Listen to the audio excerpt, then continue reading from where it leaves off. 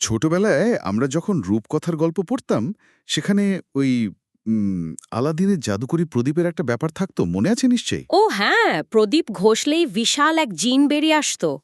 Right. আর জিন বেরিয়ে বলতো, হুকুম করুন জাহাপানা। কিন্তু এই গল্পগুলোর একটা খুব মজার দিক ছিল। মানে সেই জিনকে যদি খুব সুনির্দিষ্টভাবে নির্দেশ না দেওয়া হতো, সে কিন্তু একেবারে উল্টোপাল্টা কাজ করে বসতো। একদম। ধরুন কেউ চাইলো একটা বিশাল রাজপ্রাসাদ, জিন ঠিকই প্রাসাদ বানালো, কিন্তু কিন্তু সেটার কোনো দরজাই রাখল না। হ্যাঁ, কারণ তাকে তো আলাদা করে বলা হয়নি যে প্রাসাদে একটা দরজা থাকতে হবে। ঠিক তাই। আর আজকের দিনে দাঁড়িয়ে মনে হয় আমাদের সবার হাতেই ঠিক এরকম একটা জাদুকরি প্রদীপ চলে এসেছে। আর্টিফিশিয়াল ইন্টেলিজেন্স বা এআই। কর্টেক্সের একটা সাম্প্রতিক রিপোর্ট দেখছিলাম। বর্তমানে বিশ্বের প্রায় 2 বিলিয়ন মানুষ প্রতিনিয়তই এআই ব্যবহার করছে। 2 বিলিয়ন সংখ্যাটা কিন্তু বিশাল। বিশাল, মানে অভাবনীয়। কিন্তু মজার ব্যাপার হলো টুল একই। ধরুন চ্যাটজিপিটি বা জেমিনি।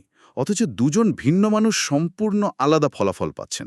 একজন পাচ্ছেন একদম ম্যাজিক্যাল সলিউশন, আর অন্যজনের স্ক্রিনে ভেসে উঠছে একগাদা হাবিজাবি আউটপুট। রাইট, আর এর পেছনের আসল কারণটাই কিন্তু আমাদের আজকের আলোচনার মূল বিষয়। একদম। আজকের এই গভীর বিশ্লেষণে আমরা হাবলু প্রোগ্রামারের একটি চমৎকার মাস্টার ক্লাস ভিডিওর উপর ভিত্তি করে ঠিক সেই রহস্যটাই ভেদ করতে যাচ্ছি। মানে কিভাবে এআই এর এই জগৎ থেকে সবচেয়ে নিখুঁত আর পেশাদার আউটপুট বের করে আনা যায়, সেটাই আমাদের আজকের মিশন। দারুণ একটা মিশন। জিনের ওই উদাহরণটা আসলে বর্তমান প্রেক্ষাপটে একদম নিখুঁত। 2 বিলিয়ন মানুষ এআই ব্যবহার করছে ঠিকই, কিন্তু শুধু এআই ব্যবহার করা আর এআই থেকে প্রফেশনাল মানের আউটপুট বের করে আনা, এই দুটোর মধ্যে আকাশ পাতাল তফাত। আর এই তফাৎটাই তৈরি করে আমাদের নির্দেশ দেওয়ার ধরন, তাই না? যাকে আমরা বলছি প্রম্পট ইঞ্জিনিয়ারিং। হ্যাঁ হ্যাঁ, ঠিক তাই। যে যত নিখুঁতভাবে এআইকে প্রম্পট বা নির্দেশ দিতে পারে, এআই তাকে ততটাই দারুণ রেজাল্ট দেয়। আচ্ছা, হাবলু প্রোগ্রামারের ওই মাস্টার ক্লাসে একটা কথা খুব জোর দিয়ে বলা হচ্ছিল যে 2026 এবং তার পরবর্তী সময়ের জন্য সবচেয়ে ডিমান্ডিং স্কিল হতে যাচ্ছে এই প্রম্পট ইঞ্জিনিয়ারিং। একদম সত্যি কথা। কিন্তু আমার একটা প্রশ্ন আছে।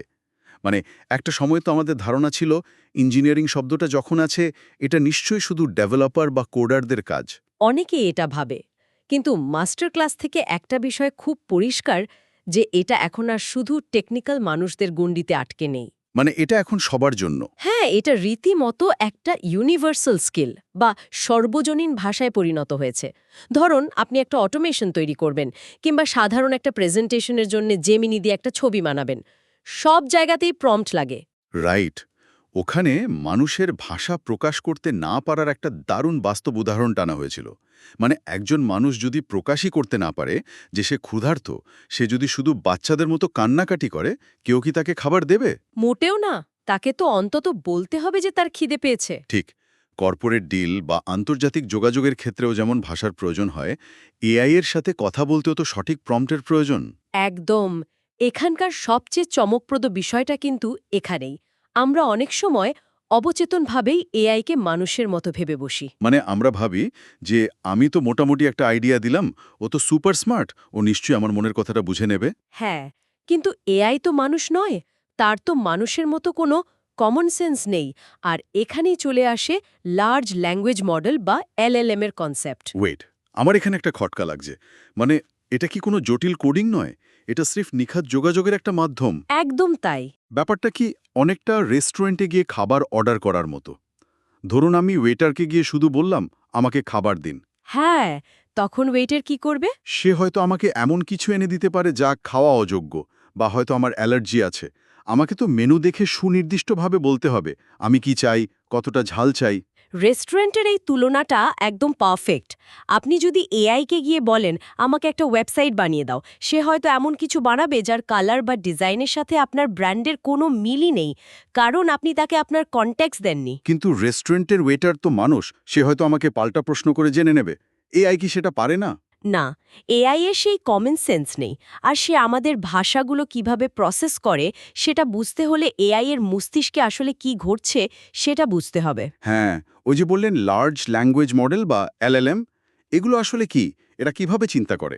উম, এলএলএম হচ্ছে মূলত আর্টিফিশিয়াল ইন্টেলিজেন্সের এমন একটা ধরন, যাকে বই, আর্টিকেল, ওয়েবসাইটের মতো বিশাল বিশাল টেক্সট ডেটা দিয়ে ট্রেন করা হয়। এদের বিলিয়ন বিলিয়ন প্যারামিটার থাকে। Billion billion? হ্যাঁ, তবে সবচেয়ে গুরুত্বপূর্ণ তথ্যটা হলো এলএলএম কিন্তু মানুষের মতো চিন্তা করতে পারে না। সে কোনো সিদ্ধান্তও নিতে পারে না। ওয়েট, সে যদি চিন্তাই করতে না পারে, তাহলে আমরা যখন একটা কঠিন প্রশ্ন করি সে এত গুছিয়ে লজিক্যাল উত্তর দেয় কি করে? এটাই এখানকার আসল ম্যাজিক। সে মূলত স্ট্যাটিস্টিক্যালি প্রেডিক্ট বা অনুমান করে যে আগের শব্দের পর পরের শব্দটা কি হতে পারে। ও আচ্ছা, মানে পুরো ব্যাপারটাই প্রেডিকশন। একদম। এর কাজের কয়েকটা ধাপ আছে। প্রথমত, এআই ইউজারের ইনপুট বা প্রম্পট গ্রহণ করে। এরপর সেই ইনপুটকে সে ছোট ছোট ইউনিটে ভাগ করে ফেলে। এই ইউনিটগুলোকে বলা হয় টোকেন। আচ্ছা, এই টোকেন জিনিসটা নিয়ে আমার একটু কৌতূহল আছে। এটা কি আস্ত একটা শব্দ? সব সময় না। টোকেন একটা আস্ত শব্দ হতে পারে, আবার একটা শব্দের অংশ বা এমনকি একটা জ্যোতিচিহ্ন হতে পারে। রাইট। কারণ আমি দেখেছি যারা এপিআই নিয়ে কাজ করে তাদের এই টোকেন অনুযায়ী কিন্তু খরচ বা ডলারের হিসাব হয়। একদম ঠিক ধরেছেন। তো এরপর তৃতীয় ধাপে এআই তার মস্তিষ্কে থাকা ওই বিলিয়ন বিলিয়ন টেক্সট এক্সাম্পলের সাথে এই টোকেনগুলোর প্যাটার্ন মেলাতে শুরু করে। আচ্ছা। আর চতুর্থ ধাপে গিয়ে লজিক্যাল এবং আপনার দেওয়া কনটেক্সটের সাথে মিলে যায় এমন একটা সম্ভাব্য রেসপন্স তৈরি করে। ঠিক এই জায়গাতেই বিষয়টা সবচেয়ে বেশি আকর্ষণীয় হয়ে ওঠে আমার কাছে। তার মানে দাঁড়াচ্ছে এআই ভেতরে ভেতরে বসে বসে কোনো গবেষণা করছে না। এটি মূলত একটা সুপার ফাস্ট ডেটা চালিত বিশাল একটা অটো কমপ্লিট সিস্টেম। একদম তাই। আমরা ফোনে টাইপ করার সময় যেমন পরের শব্দটা সাজেস্ট করে, এটা তারই একটা বিলিয়ন গুণ শক্তিশালী রূপ। এটি কিন্তু একটা খুব গুরুত্বপূর্ণ প্রশ্নের জন্ম দেয়।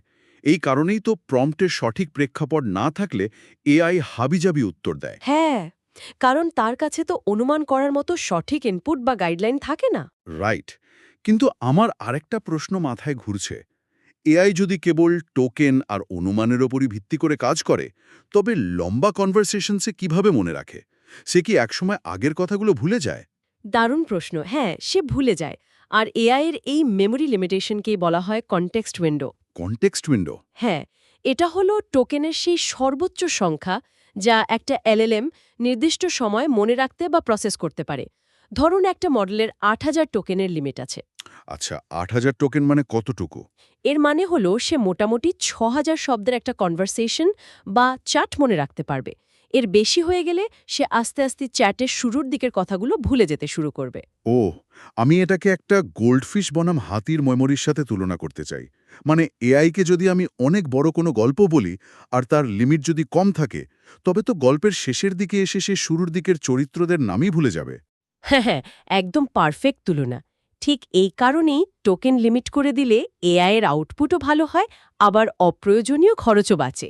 মানে আমরা যদি একটু বড় পরিসরে চিন্তা করি, এই সীমাবদ্ধতাগুলো জানার কারণেই তো একজন সাধারণ ইউজার আর একজন প্রম্পট ইঞ্জিনিয়ারিং মাস্টারের মধ্যে পার্থক্য তৈরি হয়, তাই না? ঠিক তাই।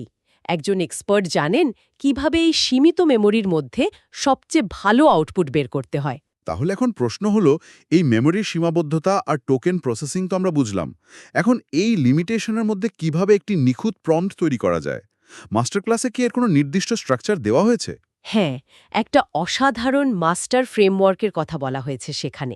একটা প্রফেশনাল এবং নিখুঁত প্রম্পট লেখার জন্য মূলত ৪টে মূল ব্লক বা স্তম্ভ আছে। 4টা ব্লক। কি কি সেগুলো? এগুলো হলো রোল, স্টাইল, টোন এবং কনটেক্সট। অধিকাংশ মানুষ এখানেই সবচেয়ে বড় ভুলটা করে। মানে মানুষ শুধু কাজটা করতে বলে? হ্যাঁ, যেমন সরাসরি বলে দে, আমাকে একটা ওয়েবসাইট বানিয়ে দাও বা একটা রচনা লেখো। রাইট। আমরা সাধারণত কনটেক্সটটাই শুধু দিই। আচ্ছা চলুন, তাহলে এই 4টা ব্লক ভেঙে ভেঙে বোঝার চেষ্টা করি। প্রথমে বললেন রোল। এটা দিয়ে আসলে কি বোঝায়? রোল মানে হলো শুরুতেই এআই এর পার্সোনালিটি বা চরিত্র ঠিক করে দেওয়া। ধরুন আপনি তাকে প্রম্পটের শুরুতেই বললেন, মনে করো তুমি ১০ বছরের অভিজ্ঞ একজন সিনিয়র ওয়েব ডেভেলপার। আচ্ছা, অথবা তুমি একজন কন্টেন্ট রাইটার। হ্যাঁ, এতে এআই এর ফোকাসটা একদম নির্দিষ্ট হয়ে যায়। বুঝতে পেরেছি।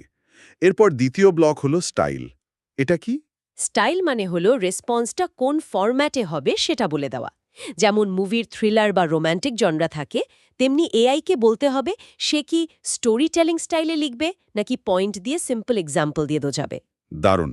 মানে আউটপুটের ধরনটা কেমন হবে? আর তৃতীয় ব্লক টোন। টোন হলো ইমোশনাল কোয়ালিটি সেট করা। আউটপুটটা কি প্রফেশনাল হবে, নাকি ফানি হবে, নাকি মোটিভেশনাল হবে? ও আচ্ছা, ধরুন আমি একটা জোকস জেনারেট করতে গেলাম আর টোনের জায়গায় ভুলে লিখে দিলাম স্যাড বা দুঃখজনক। হুম, তাহলে তো সে মানুষকে হাসানোর বদলে একদম স্যাড মোমেন্টের জোকস তৈরি করে ফেলবে। মানে জোকস পড়ে মানুষের কান্না পেয়ে যাবে। ঠিক তাই। আর সবার শেষে আসে চতুর্থ ব্লক, কনটেক্সট। অর্থাৎ মূল কাজের নির্দেশিকা। হ্যাঁ, আপনার আল্টিমেট গোল কি সেটা এখানে বিস্তারিতভাবে বলতে হবে।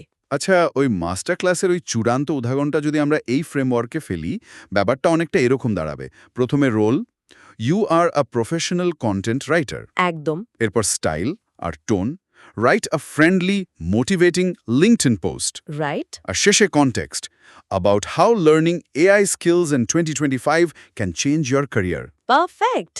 এই 4টা ব্লক মিলিয়ে যখন আপনি প্রম্পট দেবেন, এআই এর আউটপুট দেখে আপনি নিজেই চমকে যাবেন। সব মিলিয়ে এর মানে আসলে কি দাঁড়াচ্ছে? আমরা সাধারণত আমাদের দৈনন্দিন জীবনে মূল কাজ বা কনটেক্সটটা আগে বলি। কাউকে বলি, ভাই আমাকে এই কাজটা করে দাও। হ্যাঁ, মানুষ সাধারণত এভাবেই কথা বলে। কিন্তু প্রম্পট ইঞ্জিনিয়ারিংয়ের আসল নিয়ম হলো কনটেক্সট থাকবে সবার শেষে। এটি অনেকটা একজন অভিনেতাকে ডিরেকশন দেওয়ার মতো, তাই না? দারুণ বলেছেন। মানে আগে তাকে সেটে এনে তার চরিত্র বুঝিয়ে দিতে হবে, মুভির জনরা বলতে হবে, ইমোশন বা মুড ঠিক করতে হবে, এবং সবার শেষে তার হাতে স্ক্রিপ্টটা ধরিয়ে দিতে হবে। এক্স্যাক্টলি, এই ছোট্ট একটা স্ট্রাকচারাল শিফট আউটপুটের মান কতটা বদলে দিতে পারে ভাবা যায়। আর ঠিক এই কারণেই প্রম্পট ইঞ্জিনিয়ারিং কোনো জাদুমন্ত্র নয়। এটি মূলত মানুষের উদ্দেশ্য এবং মেশিনের সক্ষমতার মধ্যে একটা যৌক্তিক সেতু রাইট। লাগাতে পারে। হাবলু প্রোগ্রামারের এআই অটোমেশন মাস্টারি কোর্সের লক্ষ্যও কিন্তু এটাই, কিভাবে এই স্কিলগুলো শিখে মানুষ নিজের কেরিয়ার রিবিল্ড করতে পারে। অসাধারণ একটা ডিপ ডাইভ হলো আজ। আলাদিনের জাদুকরী প্রদীপ আমাদের সবার হাতেই আছে, শুধু সঠিক হুকুম দেওয়ার কৌশলটা আমাদের আয়ত্ত করতে হবে। তাহলে আর দরজা ছাড়া রাজপ্রাসাদ পেতে হবে না। একদমই তাই। তবে আজকের আলোচনা শেষ করার আগে শ্রোতাদের জন্য একটা চূড়ান্ত চিন্তার খোরাক বা দার্শনিক প্রশ্ন রেখে যেতে চাই। কি প্রশ্ন সেটা? আজ তো আমরা জানলাম যে এআই নিজের থেকে কিছু ভাবে না, তার নিজস্ব কোনো মন নেই। সে কেবল মানুষেরই তৈরি করা বিলিয়ন বিলিয়ন টেক্সট ডেটা থেকে প্যাটার্ন মিলিয়ে পরবর্তী শব্দ প্রেডিক্ট করে। হ্যাঁ, পুরোটাই স্ট্যাটিস্টিক্স। তাহলে এআই যখন কোনো দারুণ সৃজনশীল কবিতা লেখে বা অভাবনীয় কোনো আউটপুট দেয়, সেটা কি আসলেই এআই এর নিজস্ব সৃজনশীলতা? Interesting point. অভিজ্ঞতার এক বিশাল আয়নাকেই নিখুঁতভাবে ন্যাভিগেট করতে শিখছি। আমরা কি আসলেই কোনো বুদ্ধিমান মেশিনের সাথে কথা বলছি, নাকি নিজেদেরই এক বিশাল প্রতিবিম্বের সাথে? দারুণ একটা ভাবনার বিষয়। শ্রোতারা এই বিষয়টা নিয়ে ভাবতে থাকুন। আজকে আমরা এখানেই শেষ করছি।